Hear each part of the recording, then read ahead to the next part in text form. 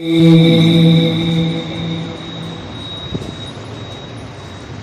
الله الرحمن الرحيم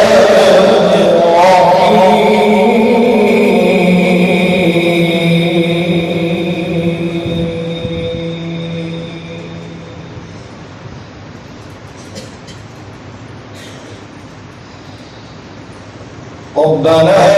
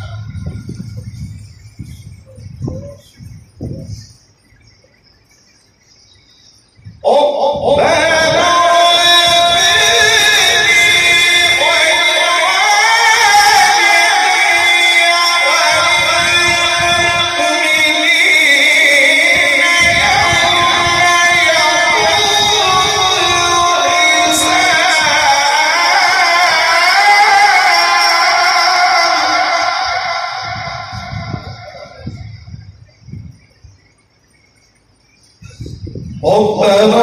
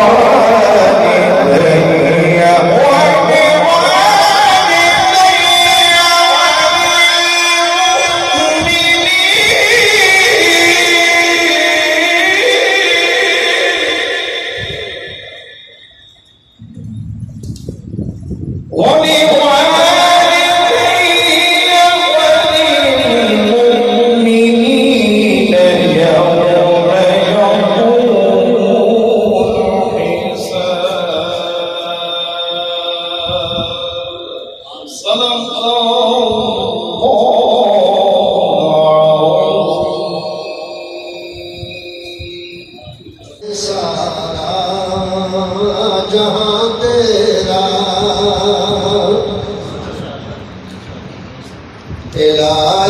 الہی حمد سے عاجز ہے یہ سارا جہاں تیرا جہاں والوں سے کیوں کر ہو سکے ذکر و بیاں تیرا جہاں والوں سے کیوں کر ہو سکے ذکر و بیاں تیرا زمین و آسمان کے ذرے ذرے میں تیرے جلوے زمین و آسمان کے ذرے ذرے میں تیرے جلوے نگاہوں نے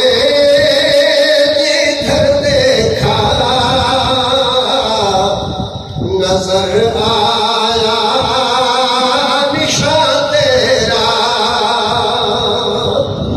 نگاہوں نے جدھر دیکھا نظر آیا نشاں تیرا ٹھکانہ ہر جگہ تیرا سمجھتے ہیں جہاں والے ٹھکانہ ہر جگہ تیرا سمجھتے ہیں جہاں والے سمجھ میں آ نہیں سکتا ٹھکانہ ہے کہاں تیرا تیرا محبوب پیغمبر تیری عظمت سے واقف ہے تیرا محبوب پیغمبر تیری عظمت سے واقف ہے کہ سب نبیوں میں تنہا ہے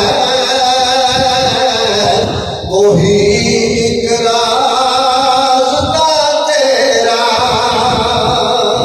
کہ سب نبیوں میں تنہا ہے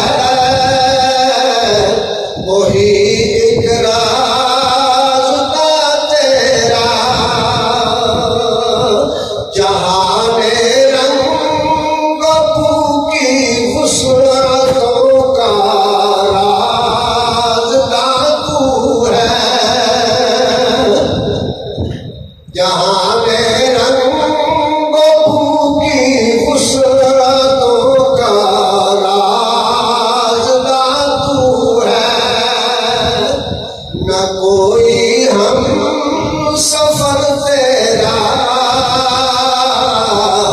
نہ کوئی کارواں تیرا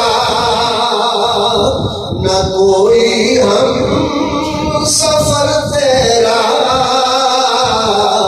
نہ کوئی کارواں تیرا الہی حمد سے عاجز ہے یہ سارا جہاں تیرا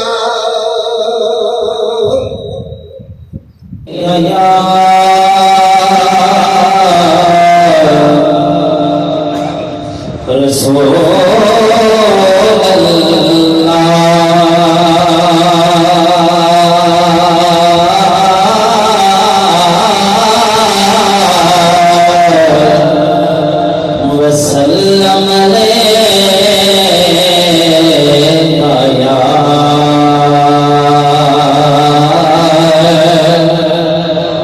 حبیب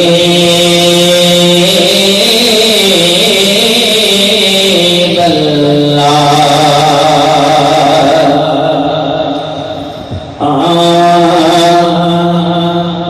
مدینے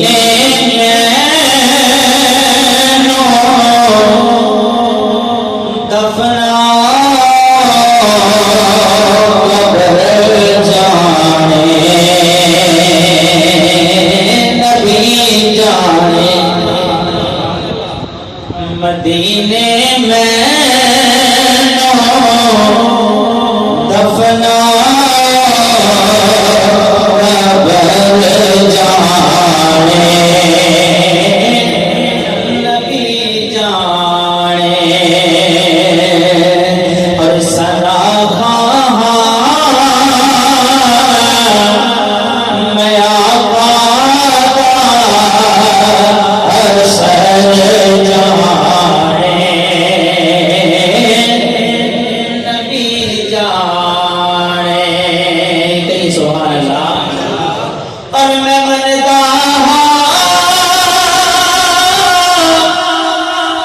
بڑا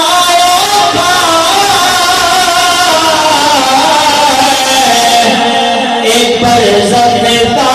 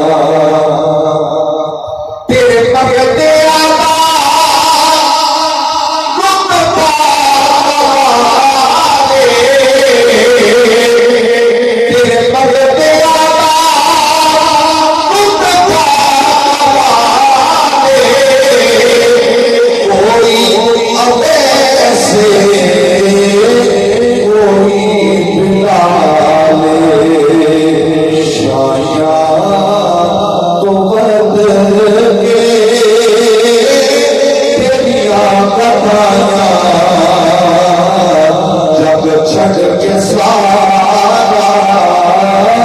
تیرے در آیا. آخری کلام شیر کہ پنج پر کا صدقہ میرو خیر پانی وقت رضا مکھڑا بھائی وقت رضا مکھڑا بھائی ایویں سونا تیرے نال آیا جگ چھڈ کے سارا تیرے در آیا. ایک شعر ماں کے حوالے سے کہ جنا گھراں وچ ماں نہیں ہوندی جنا گھراں وچ جنا گھراں وچ ماں نہیں ہوندی جنا گھراں وچ ماں نہیں ہوندی انہاں دے ویڑے شان نہیں ہوندی انہاں دے ویڑے اور پتر بھاوے شاد بھی کرے پتر بھاوے شاد بھی منگے ماں باپ نہیں ہوگی ماں نہیں ہوگی جنا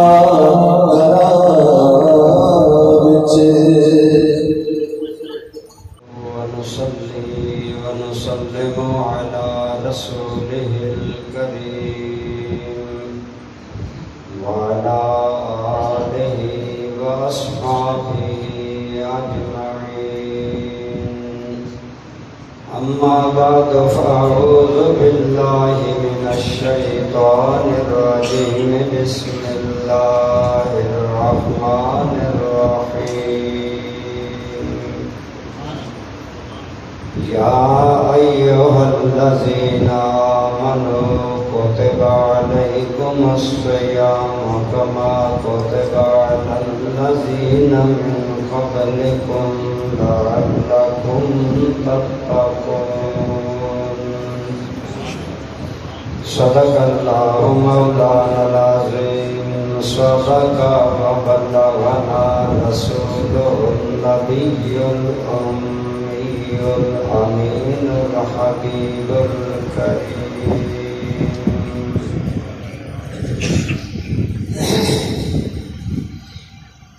حمد و صلاۃ کے بعد قابل احترام عزت مآب جناب قاری محمد سلیمان صاحب زید شرفکم، مکرم و محترم جناب حافظ محمد اسلم صاحب زید مجدکم، عزیز محترم حضرت علامہ مولانا مفتی بشیر احمد کرم صاحب دامہ اقبالکم، دیگر قابل احترام حضرات علماء کرام، برادران اسلام، بزرگوں، دوستوں، عزیزوں،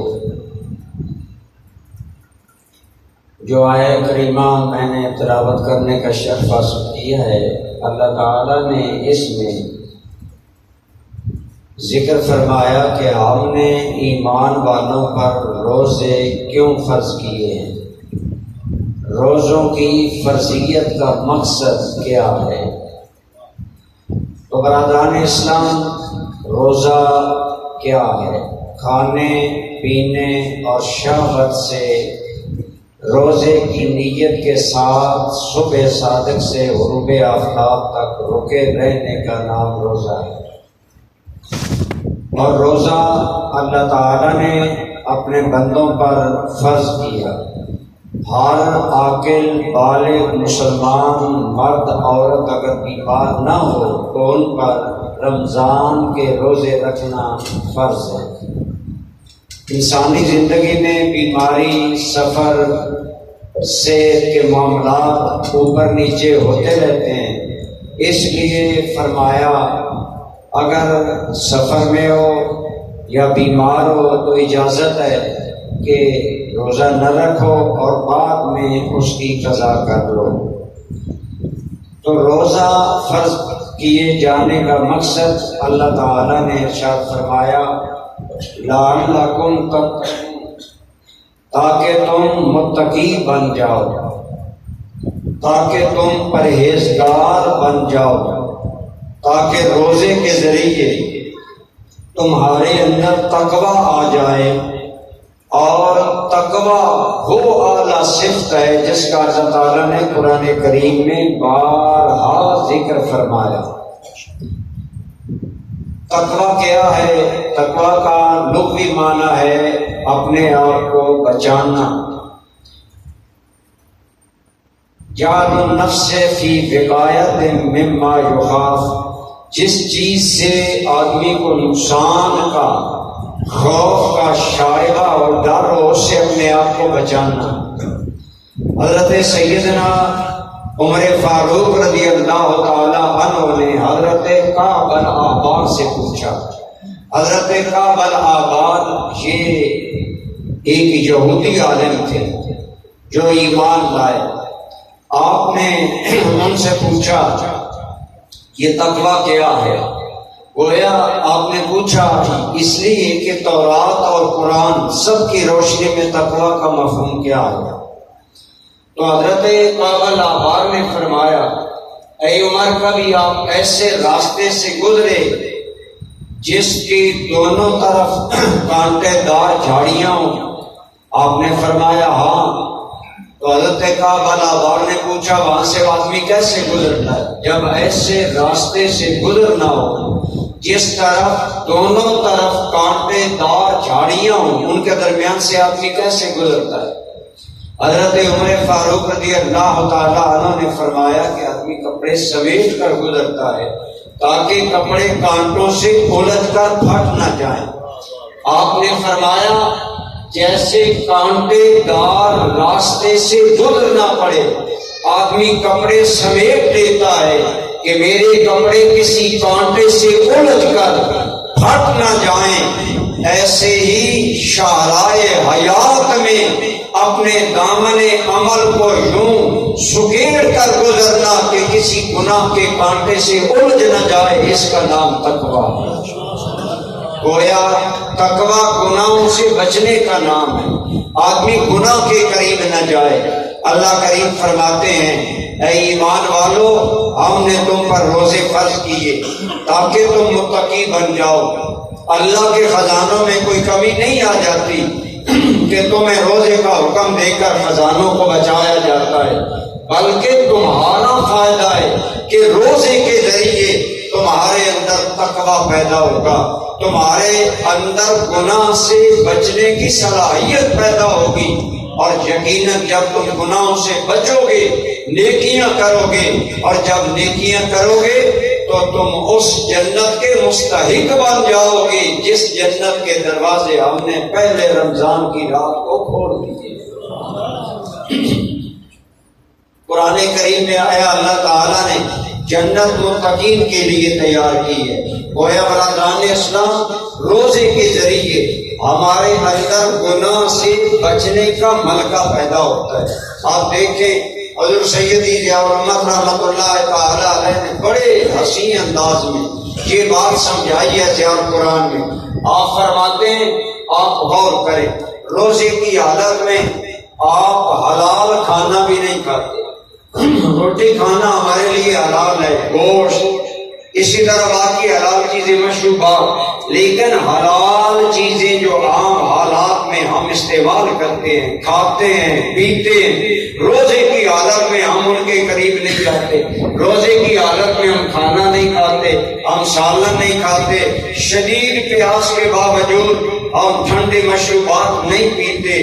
آپ فرماتے ہیں روزے کی حالت میں ایک بندہ مومن حلال چیزوں کے قریب اس لیے نہیں جاتا کہ میرے اللہ نے منع کیا ہے۔ میں نے صبح صادق سے لے کر غروب آفتاب تک کھانا نہیں کھانا، پانی نہیں پینا، اپنی منقوہ بیوی کو بھی شہوت سے نہیں دیکھنا، تو حلال چیزیں جو تھیں ان کے قریب بھی بندہ نہیں جاتا، میرے اللہ نے منع کیا۔ تو آپ فرماتے ہیں لگاتار 1 ماہ تک تمہیں اس بات کا عادی بنایا جاتا ہے کہ جب تو حلال چیزوں کے قریب بھی نہیں جا رہا، اس لیے کہ اللہ نے منع کیا ہے، تو پھر رمضان کے بعد وہ چیزیں جن سے اللہ نے ہمیشہ کے لیے منع کیا ہے، جو حرام ہیں، شراب ہے، سود ہے، جوا ہے اور حرام کام ہے، ان کے قریب پھر رمضان کے بعد کے لیے جانا کیسے جائز؟ تو گویا 1 مہینہ مشق کروائی جاتی ہے کہ بندہ اللہ تعالیٰ کی اطاعت کا عادی بن جائے، اللہ تعالیٰ کی فرما برداری کا عادی بن جائے اور گناہوں سے بچنے کا عادی بن جائے۔ جب بندہ بار بار یہ عمل کرتا ہے، اگر تھوڑا سا سوچے تو پھر رمضان کے بعد منع کاموں سے، حرام کاموں سے بندے کے لیے بچنا آسان ہو جاتا ہے۔ جو اسلام اہل ایمان کی روزے کے ذریعے یہ تربیت کرتا ہے کہ ان کے اندر حرام کاموں سے بچنے کا ملکہ پیدا ہو جائے اور یہ جذبہ پیدا ہو جائے، اور یقیناً روزے کے ذریعے ہمارا جو کا اصل تعلق تو اپنے اللہ سے ہے۔ جس اللہ کے لیے روزہ رکھتا ہے بندہ، دیکھیں اگر ایک آدمی لوگوں پر ظاہر کرے میرا روزہ ہے لیکن اندر جا کر اکیلا کھا پی لے، لوگوں کو کیا پتا؟ ایک آدمی کلی کرتے ہوئے وضو کا پانی گلے میں اتار لے، عام بندے کو کیا پتا؟ اسی لیے روزے کے بارے میں حدیث قدسی ہے، اللہ کریم نے فرمایا الصوم لی وانا اجزی بہ او اجزا بہ، روزہ صرف میرے لیے ہے، یعنی روزہ صرف اللہ اور بندے کے درمیان راز ہے۔ اللہ ہی جانتا ہے کہ روزے دار کیا کر رہا ہے، اور روزے دار بھی پابندی یقیناً اسی لیے کرتا ہے۔ میں نے عرض کیا وضو کرتے ہوئے ہم بڑی احتیاط سے پانی منہ میں گھماتے ہیں اور ایک قطرہ بھی اندر نہیں جانے دیتے، کیوں؟ ہمارا عقیدہ ہے کہ اگر ایک قطرہ پانی کا ہمارے گلے سے نیچے چلا جائے گا تو ہمارا اللہ اسے جانتا ہے۔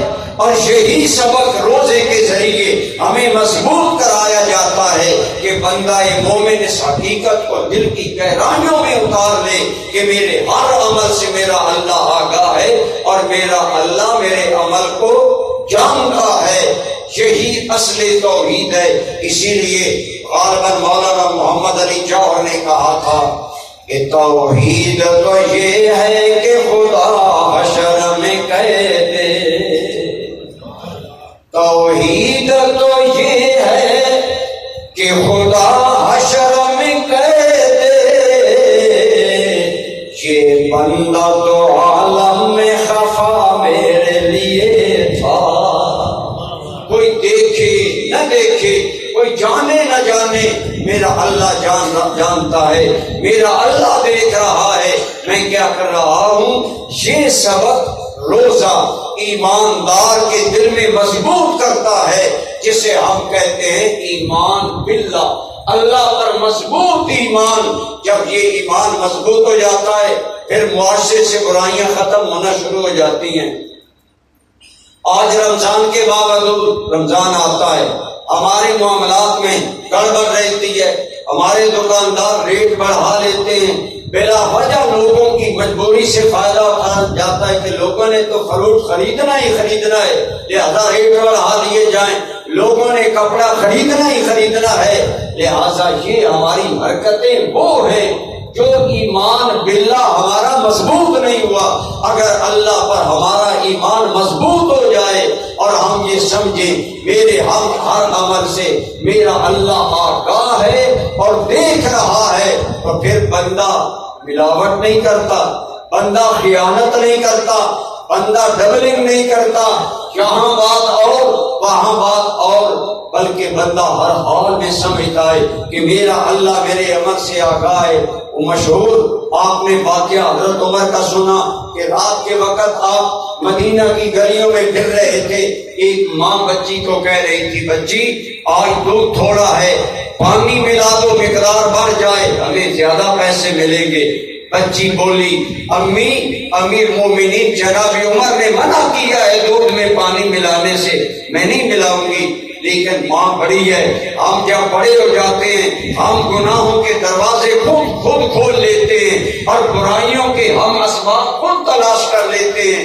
ماں نے کہا بیٹی عمر کو کیا علم ہم نے دودھ میں پانی ملایا ہے یا نہیں، لیکن وہ بچی کہنے لگی امی عمر کو علم ہے یا نہیں؟ عمر کے اللہ کو تو علم ہے، عمر کا اللہ تو جانتا ہے نا، اگر ہم پانی ملائیں گے دودھ میں اللہ تعالیٰ تو جانتا ہے۔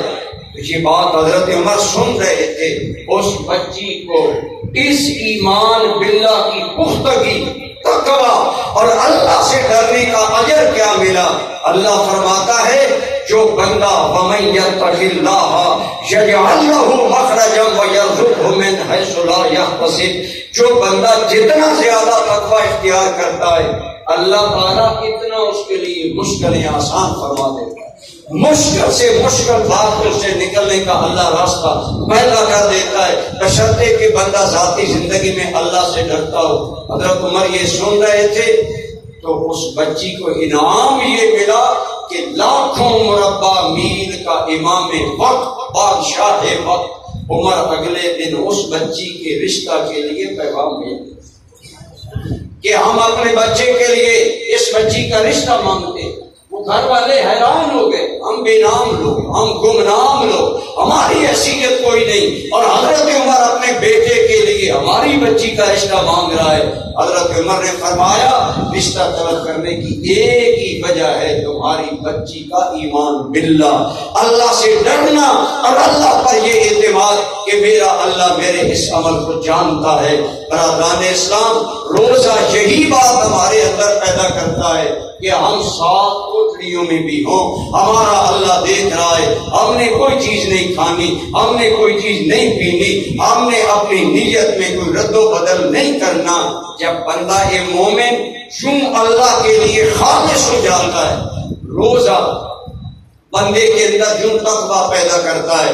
جب یہ تقویٰ پیدا ہوتا ہے اسی لیے روزے کا مقام بھی زیادہ ہے، روزے کا اجر بھی زیادہ ہے۔ حدیث پاک میں آیا اور سارے عملوں کا بدلہ فرشتے دیں گے، روزے کا بدلہ اور اجر خود اللہ تعالیٰ کا۔ اور ایک اس کا ترجمہ محدثین نے یہ کیا کہ اللہ کریم فرماتے ہیں روزہ صرف میرے لیے ہے، صرف میں جانتا ہوں میرے اس بندے کا روزہ ہے یا نہیں۔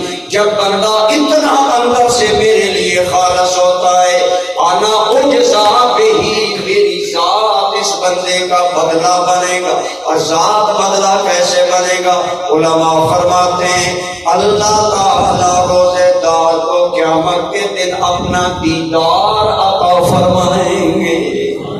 اللہ فرمائے گا اے میرے بندے 7 کوٹڑیوں میں تو مجھے دیکھ رہا تھا کہ میرا اللہ جانتا ہے میں گلے میں پانی اتار رہا ہوں یا نہیں، میں کوئی چیز کھا رہا ہوں یا نہیں۔ جب تم نے مجھے دل کی ان گہرائیوں سے مانا، آج تیرے اس روزے کے عمل کا بدلہ جنت کی حوریں، جنت کی نہریں تو ہوں گی، لیکن اعلیٰ درجہ یہ ہے کہ ہم اپنے بندے کو اپنا دیدار عطا فرمائیں۔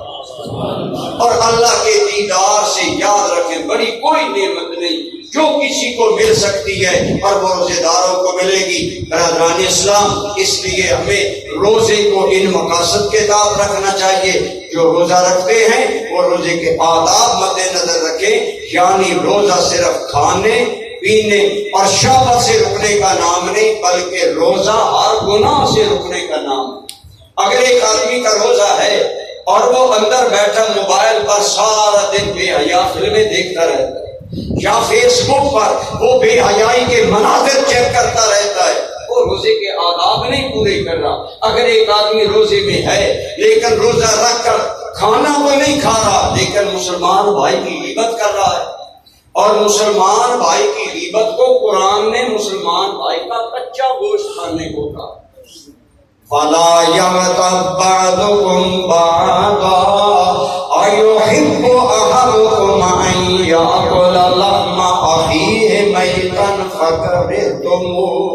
اے لوگو اپنے بھائیوں کی غیبت ہرگز نہ کیا کرو.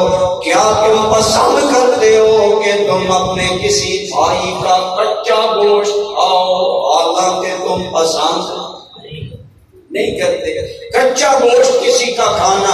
اسی لیے شب معراج حضور نبی رحمت صلی اللہ علیہ وسلم کو دکھلایا گیا کہ ایک قوم کے ناخن تانبے کے ہیں لمبے لمبے بڑے ہوئے اور وہ اپنے چہرے کا گوشت نوچ رہے ہیں اور نوچ کر چہرے کا گوشت انہیں کھانے پر ملائکہ مجبور کر رہے ہیں. جبریل امین بولے یا رسول اللہ صلی اللہ علیہ وسلم یہ ان لوگوں کی مثال ہے جو دنیا میں مسلمان بھائیوں کی غیبت کرتے تھے.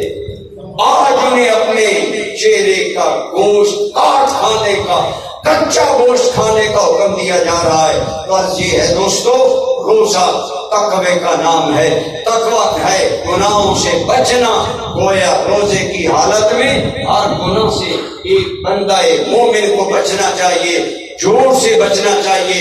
میرے اور آپ کے کریم آقا کا ارشاد ہے بخاری شریف میں من لم یدع قول الزور والعمل به فلیس للہ حاجۃ ان یدع طعامہ وشرابہ او کما قال علیہ السلام. میرے اور آپ کے کریم آقا صلی اللہ علیہ وآلہ وسلم فرماتے ہیں اگر کوئی آدمی روزہ رکھ کر جھوٹ بولنا نہیں چھوڑتا تو اللہ کو اس کا کھانا پینا چھوڑنے کی کوئی حاجت نہیں. اللہ کوئی نعوذ باللہ حاجت مند تو نہیں ہے کہ تمہیں رکھ کر کوئی اپنی حاجت پوری کر رہا ہے. وہ تو بے نیاز ذات ہے جو حکم دے رہا ہے تمہارے لیے. گویا فرمایا جو روزے دار روزہ رکھ کر جھوٹ بولنا نہیں چھوڑتا اس کے بھوک ہے پیاسا. رب صائم لیس لہ من صیامہ الا الجوع والعطش او کما قال علیہ السلام. فرمایا کتنے روزے دار ایسے ہیں جنہیں روزے سے سوائے بھوک اور سوائے پیاس کے کچھ نہیں ملتا. بھوکے بھی رہتے ہیں ملتا بھی کچھ نہیں. گویا روزے کا اصل مقصد گناہوں سے بچنا ہے اور ہم جتنے گناہوں سے بچیں گے اتنے متقی بنیں گے اور متقی جب بنیں گے جنت میں داخل ہونے کے قابل ہو جائیں گے. اللہ کریم نے میں نے جمعہ پر ایک بات کی تو جھجکتے لیکن سچی بات یہ ہے کہ جب احادیث طیبہ کا مطالعہ کیا جائے نا, میں نے مثال دی تھی جیسے دنیا میں اگر کسی دکان پر لکھا ہوا ہو سیل سیل سیل تو ہم نے سودا نہ بھی لینا نا ہمارے قدم رک جاتے ہیں. کہتے ہیں یار آؤ سیل لگی ہے, اس کا مطلب ہے چیزیں سستی ہیں خرید لیں. سیل کا لفظ تجھے اور مجھے متوجہ کرتا ہے ہم دنیا کی چیزیں خریدیں. اللہ کی قسم رمضان کی فضیلت میں جو حدیثیں آئیں وہ پڑھے تو پتہ چلتا ہے مالک نے پہلے ہی رمضان کی رات جنت کی سیل لگا دی. فرمایا میرے بندو آؤ ہم نے جنت کی سیل لگا دی ہے. اذا کانت اول لیلۃ من رمضان فتحت ابواب الجنہ وغلقت ابواب النار. مالک نے جنت کے دروازے کھول دیے, جہنم کے دروازے بند کر دیے, شیطانوں کو قید کر دیا گیا. عام حالات میں جتنا برائی کا ماحول ہوتا ہے رمضان میں اس کے مقابلے میں کم ہو جاتا ہے. یہی شیطانوں کا قید ہونا ہے. تو گویا بتایا ہم نے تو جنت کے دروازے کھول دیے. آگے میرے آقا فرماتے ہیں 5 چیزیں اللہ نے میری امت کو وہ عطا کی جو کسی اور امت کو اللہ نے عطا نہیں کی, اور ان میں سے ایک یہ ہے کہ زین اللہ تعالی جنتہ کل یوم. اللہ ہر روز جنت کو نیا نکھار, نئی بہار, نیا حسن و جمال دے کر جنت کو مخاطب کرتا ہے. اے جنت قریب ہے کہ میرے بندے دنیا کی ساری الفتیں اور مصیبتیں بھول کر تیرے اندر داخل ہونے کے لیے آئے. گویا اللہ تو جنت کے دروازے کھول کر جنت سجا کر ہمارے لیے. اسی طرح ایک اور حدیث پاک میں ہے جب رمضان کی پہلی رات آتی ہے جنت میں ایک ہوا چلتی ہے اور وہ ہوا اتنی پیاری ہوتی ہے کہ جنت کی حورانیں ہی خاص خاص حوریں جو حسن و جمال میں عام حوروں سے بھی اعلیٰ، وہ حوریں اپنے مقامات سے نکل کر جنت کے دروازے پر آتی ہیں اور خازن جنت فرشتہ جس کا نام ہے رضوان اس سے سوال کرتی ہیں، اے رضوان ما هذه الريح وما هذه الليلہ، او جنت کے چوکیدار یہ کیسی پیاری دل فریب اور جاذب قلب و نظر ہوا ہے، یہ کیسی حیات بخش ہوا ہے کہ ہم انہیں بھی اپنے مقام پر نہیں بیٹھ سکی، ہم باہر آ گئی۔ اس ہوا کی تازگی، اس ہوا کی خوشبو، اس ہوا کی مہک لینے کے لیے یہ کیسی ہوا چلی ہے؟ تو جنت کا خازن کہتا ہے، اے حورو، اللہ نے آخری نبی کی امت کے لیے جنت کے دروازے کھول دیے ہیں، اور یہ رمضان کی پہلی رات ہے۔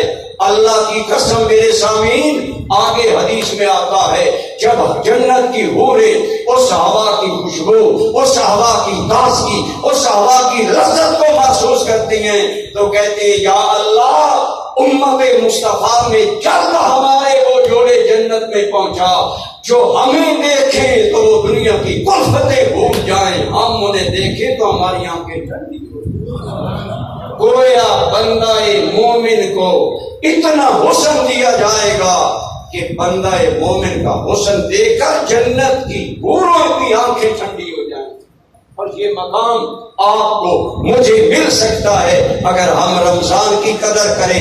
اللہ حضور نبی رحمت صلی اللہ علیہ وآلہ وسلم کی امت کو اس شان کا دولہا بنا کر جنت میں داخل کریں گے کہ جنت کی حورانیں ان کی آنکھیں ٹھنڈی ہو جائیں گی، اور وہ بھی کہتی ہیں، یا اللہ جلد ہمارے جوڑے وہ پہنچا جنہیں دیکھ کر ہماری آنکھیں ٹھنڈی ہوں اور ہمیں دیکھ کر انہیں دنیا کی ساری الفتیں، ساری مصیبتیں بھول جائیں۔ یقیناً ایک آدمی منزل کی طرف روان دوا ہو، راستے میں جتنی مشکلات ہوں، جب منزل پر پہنچتا ہے راستے کی ساری تھکاوٹیں دور ہو جاتی ہیں۔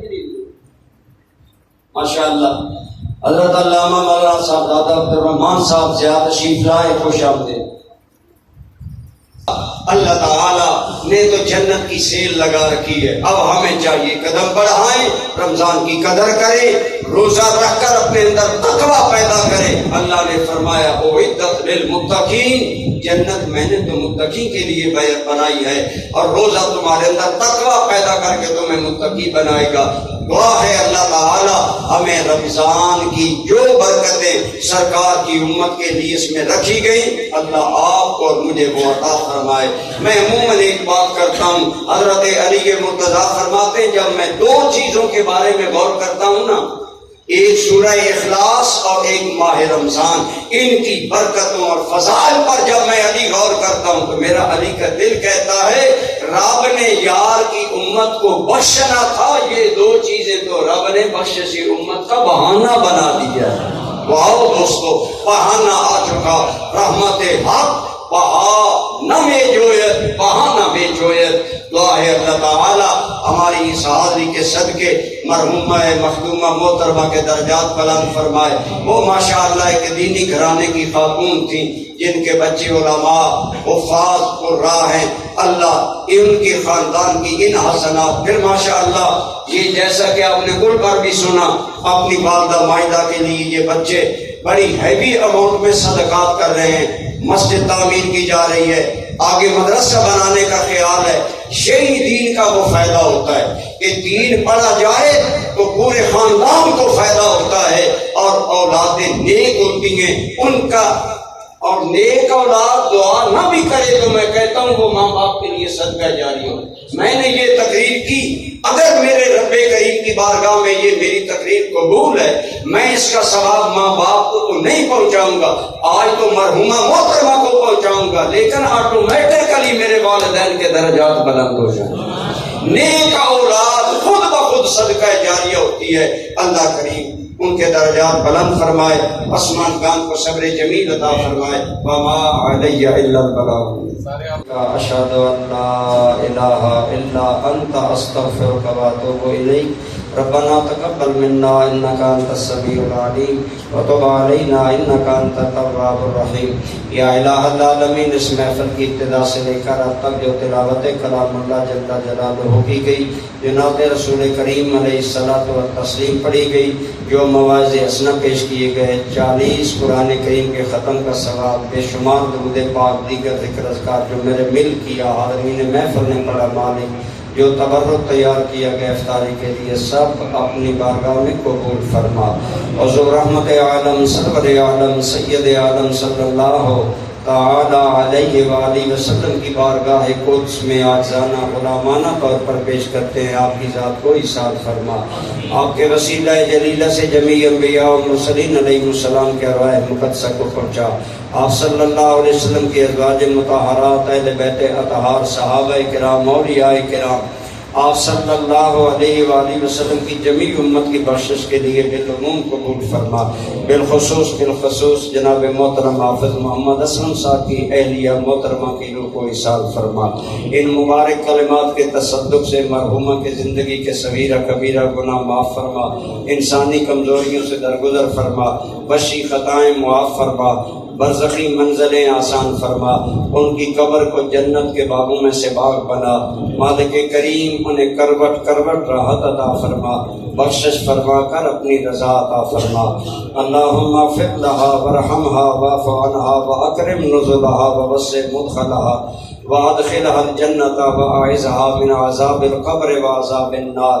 الہ العالمین، حضرت آدم علیہ السلام سے لے کر آج تک جتنے اہل ایمان دنیا سے جا چکے سب کی بخشش فرما. ہم شرکائے محفل کے اس محفل کی برکت کے صدقے گناہ معاف فرما. الہی رمضان مقدس میں جن انعامات کا وعدہ امت مصطفیٰ صلی اللہ علیہ وسلم سے کیا گیا، مالک ہم کمزوروں کو بھی اس میں شامل فرما. یا اللہ، ہم تیرے عاجز ناتواں کمزور بندے ہیں، جیسے تیسے ہیں مالک تیرے ہیں. صدقہ اپنے حبیب کریم کی نسبتوں کا، صدقہ رمضان پاک کی خیرات کا، یا اللہ تمام شرکائے دعا کے صغیرہ کبیرہ گناہ معاف فرما. کہ مالک کریم ہمیں آئندہ نیک اعمال کی توفیق عطا فرما.